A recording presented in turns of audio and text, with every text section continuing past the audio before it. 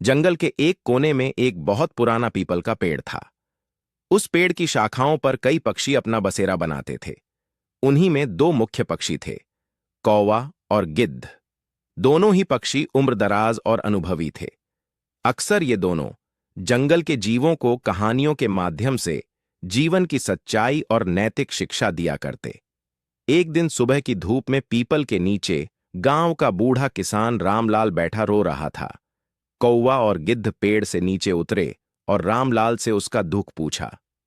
रामलाल ने गहरी सांस भरकर कहा, मेरे अपने ही बेटों ने मेरे हिस्से की जमीन पर कब्जा कर लिया और अब मुझे भिखारी बना दिया। जिस बेटे के लिए मैंने जिंदगी भर मेहनत की, वही मेरा हक छीन बैठा है। गिद्ध ने आंखें मिचमिचाकर कहा, रामलाल सुनो, हम तुम्हें एक कहानी सुनाते हैं। इसमें तुम्हें तुम्हारे सवाल का उत्तर मिलेगा और जानोगे भाई का हक खाने की सजा क्या होती है। कहानी, दो भाइयों की विरासत। बहुत समय पहले एक छोटे से गांव में हरिराम नाम का एक गरीब किसान रहता था। उसके दो बेटे थे, मोहन और सोहन।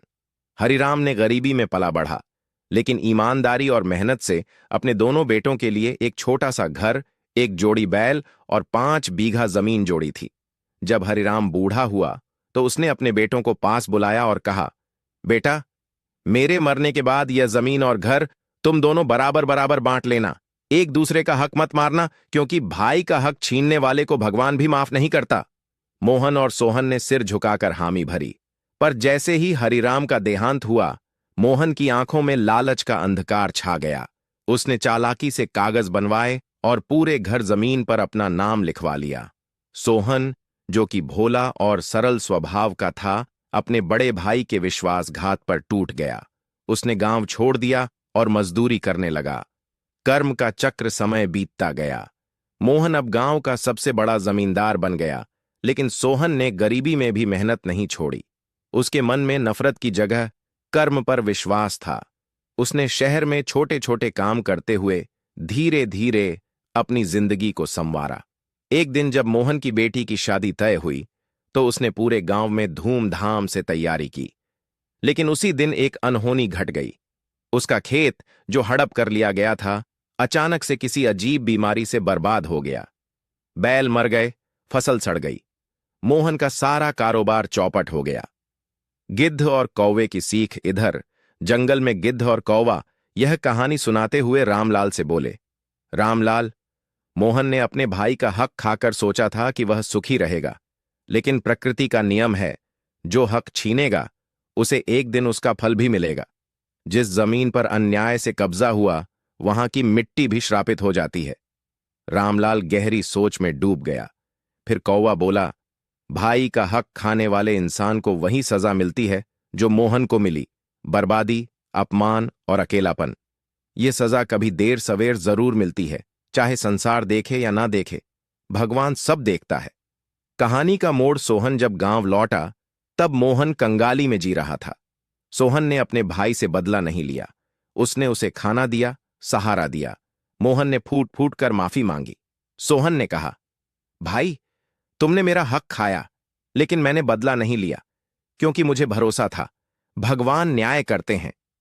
गिद्ध आसमान से नीचे उतरकर बोले, कर्म का फल समय पर मिलता है। अगर तुम्हारे बच्चों ने तुम्हारा हक छीना है रामलाल, तो यकीन मानो उनके बच्चों के साथ भी वही होगा। भाई हो या बेटा, जब हक छीनता है तो उसका अंत बुरा ही होता है। अंतिम संदेश। कहानी सुनने के बाद रामलाल ने अपनी आंखें पोंछीं और कहा, तुम दोनों पक्षियों ने मुझे जीवन का सबसे बड़ा पाठ सिखा दिया। मैं अब समझ गया हूं कि समय सबसे बड़ा न्यायाधीश है। भाई हो या बेटा, जब हक छीना जाता है तो प्रकृति उसका हिसाब किताब जरूर चुकता करती है। कौवे ने अपनी भारी आवाज में कहा, याद रखना, इंसान जब हक के साथ अन्याय करता है तो वह अपने सुख का गला घोंटता है। जो दूसरों के हिस्से का छीनता है, उसकी जिंदगी से चैन और सुकून खुद ब खुद चला जाता है। गिद्ध ने अंतिम वाक्य में जोड़ा, जैसे हम गिद्ध मृत देह का भोजन करते हैं, वैसे ही अन्याय से छीना गया सुख भी एक दिन मृत्यु को बुलावा देता है। समापन। इस कहानी ने रामलाल ही नहीं, गांव के बाकी लोगों को भी एक गहरी सीख दी। भाई का हक खाने की सजा समय और प्रकृति स्वयं तय करते हैं। इंसान चाहे जितना भी चालाक हो, कर्म के बंधन से नहीं बच सकता। कहानी के बाद गिद्ध और कौवा आसमान में उड़ गए, लेकिन उनकी कही बातें हर किसी के मन में गूंजती रहीं। सीख: भाई का हक हो या किसी और का, किसी का भी हक छीनना सिर्फ धोखा नहीं, खुद अपने भविष्य के लिए खाई खोदना है। कर्म चुपचाप न्याय करता है और समय पर सजा जरूर देता है।